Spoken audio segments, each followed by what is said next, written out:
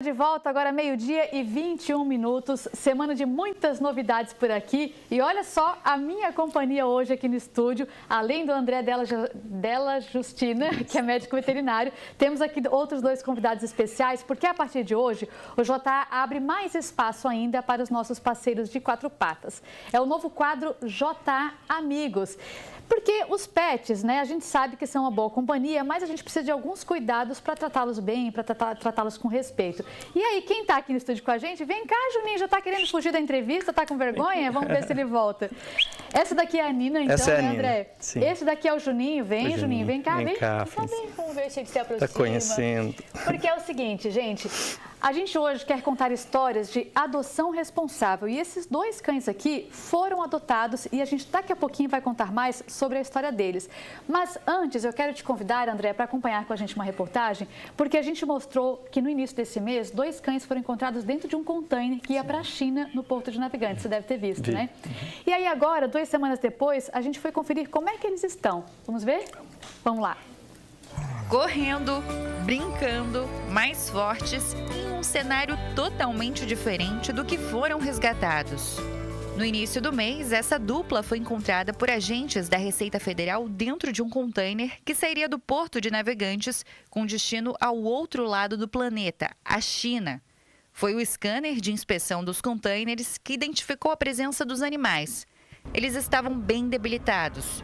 Do container, eles foram levados para um canil da Receita Federal dentro do próprio porto. E de lá, a administração do Porto de Navegantes encaminhou os cães para uma clínica veterinária em Itajaí. Eles chegaram bem desidratados, né? Eu acho que eles passaram um tempo bom dentro do container, presos lá, né? Desidratados e estavam um pouco magros, um pouco desnutridos, né? Aqui nesse espaço, os cãezinhos foram medicados e tratados por veterinários e receberam até nome. Um nome que complementa e demonstra bem a conexão entre a dupla, preto e branco. Impossível não se apegar com esses queridões, né? E a gente acabou achando que caberia super bem branco e preto, porque daria para separar bem a personalidade de cada um deles, né? O branco é o mais agitado aqui, é o mais espertão, né? E o preto é o mais sagaz, é o que tá sempre de olho, que todo mundo tá fazendo.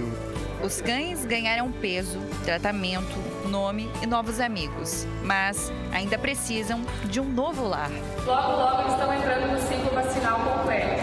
Então eles vão estar disponíveis para adoção, né? Quem tiver interesse de ter 2 amigos em casa, eles são muito especiais, são muito carinhosos. A ideia dos veterinários é de que o preto e o branco sejam adotados pelos mesmos tutores, para que a dupla continue junto. Eu acho que até eles entraram juntos no container, né? Eu acho que eles, de alguma forma, eles foram parar lá já como parceiros, né?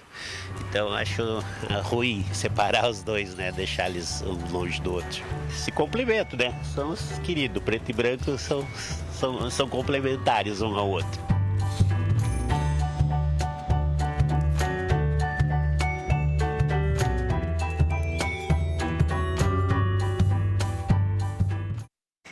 Estão felizes, né? E quem tiver interesse em adotar o preto e o branco, pode entrar em contato com a clínica veterinária, onde eles estão hospedados, que fica no centro de Itajaí. O telefone está aqui na tela, o 98410 4445. E aqui no estúdio, como você já viu, a gente tem outros 2 cães que foram adotados pelo André, que é médico veterinário. André, obrigada por ter voltado ao JA agora no nosso novo estúdio, né? O André já era conhecido nosso aqui antes. Conta pra gente um pouquinho a história da Nina e do Juninho. Nina e Juninho. Primeiro veio o Juninho, na verdade foi ele que me adotou, né? Eu fui para Bombinhas passar um tempo lá, um feriado, e ele me seguiu durante 4 dias lá. Dormia na porta da minha casa, ia no mercado junto, esperava na praia, onde eu fosse ele estava. E na hora de eu vir embora, eu entrei no carro e ele ficou lá, eu procurei dono pela praia, voltei lá algumas vezes depois procurar o dono, mas ele me adotou, me escolheu e foi um presente de Deus, assim, 9 anos que a gente está junto, eu não me vejo, 9 anos, e eu não me vejo, não sei como teria sido toda a minha vida sem ele, assim, foi um presente para mim, né? E a Nina a gente pegou de uma acumuladora de cães. Ela tinha muitos cães dentro de uma casa e ficava muitos no quarto, muitos no banheiro, sem muitas condições de higiene, assim, situação bem complicada. E aí eu estive lá visitando ela como médico veterinário e consegui pegar a Nina para fazer companhia para o Juninho. E ela está comigo há 6 anos. E assim, André, a gente percebe que para cuidar de um cão, a pessoa tem que ter algumas condições, né? Em relação ao espaço, até condição financeira também. Com certeza. Qual é a tua orientação, então, para quem tem vontade de ter um pet? Como saber, né, se está fazendo uma adoção responsável? Sim, se fosse só a vontade, né, seria legal, mas a gente precisa saber que precisa de condições financeiras, porque tem custos, né? A castração, a vacinação, problemas de saúde. O Juninho está com uma perninha raspada porque ele fez uma cirurgia Vem cá, Juninho, de ligamento cruzado. Aqui. Vem cá, vem. Que é uma cirurgia relativamente cara. Então, numa situação que ele rompe o ligamento, tem que ser feita essa cirurgia ou ele não vai conseguir mais apoiar aquela pata.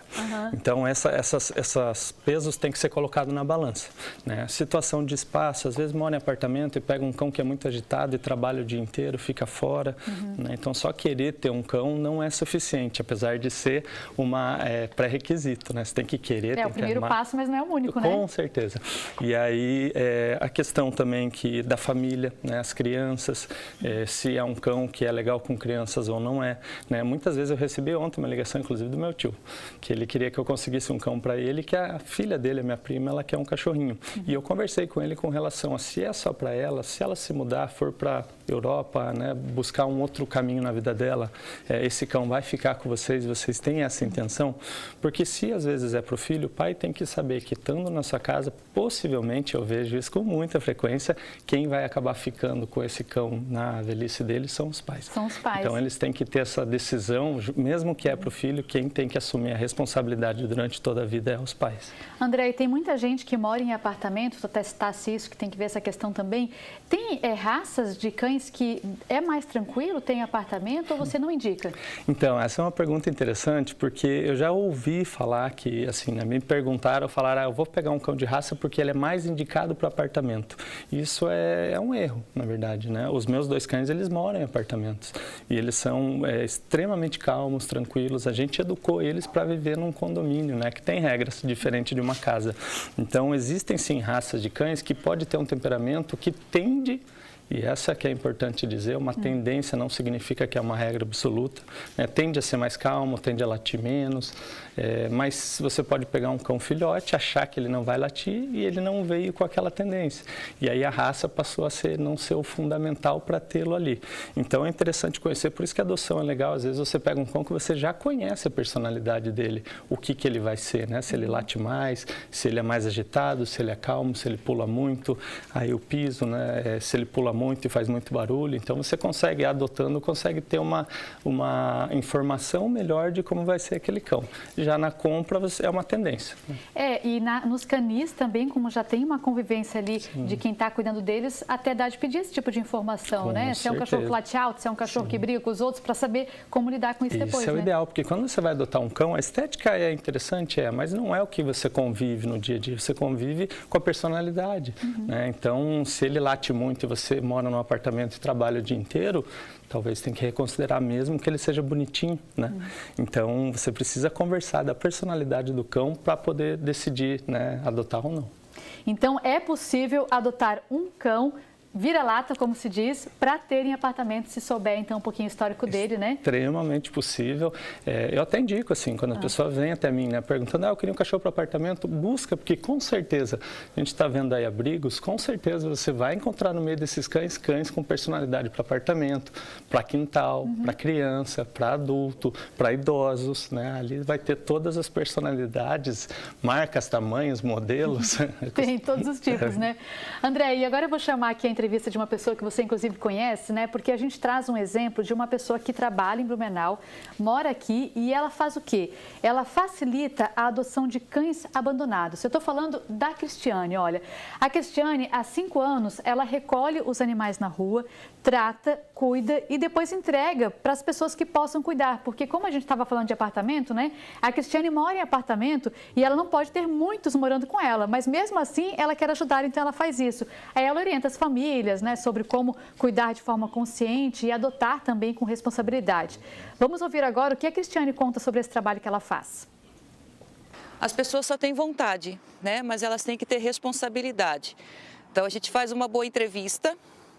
Eu faço um termo de responsabilidade, onde as pessoas têm que responder uma série de perguntas, colocar os dados pessoais e eu costumo ir na casa das pessoas para ver também, né, se a realmente bate as informações, vê se realmente o local é adequado. A questão de segurança é muito importante, se esses animais têm que ter segurança, se as pessoas têm realmente condições, né, financeiras, né, porque tem que ter vacina, eles têm que ter vermífugo, eles têm que ter alimentação adequada, eles têm que ter uma série de manutenção para a vida deles, assim como nós, eles também têm custos.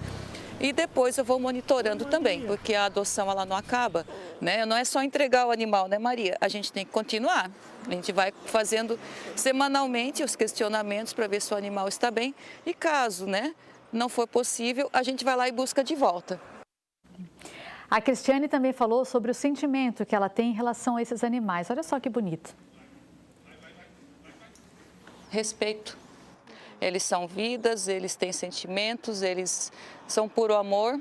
Eles vieram apenas para isso nesse mundo, para nos ensinar a sermos pessoas melhores, né? Então eles só querem isso, eles só querem amor.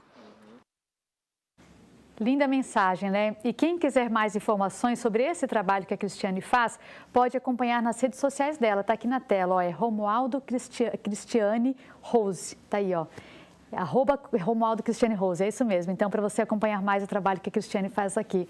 André, obrigada pela participação aqui. A gente te espera outras vezes no nosso novo quadro no estúdio, pode ser? Com certeza. Eu que agradeço, muito obrigado e um abraço a todo mundo de casa. Obrigada também aí, então, a Nina, ao Juninho pela participação hoje aqui com a gente. Valeu.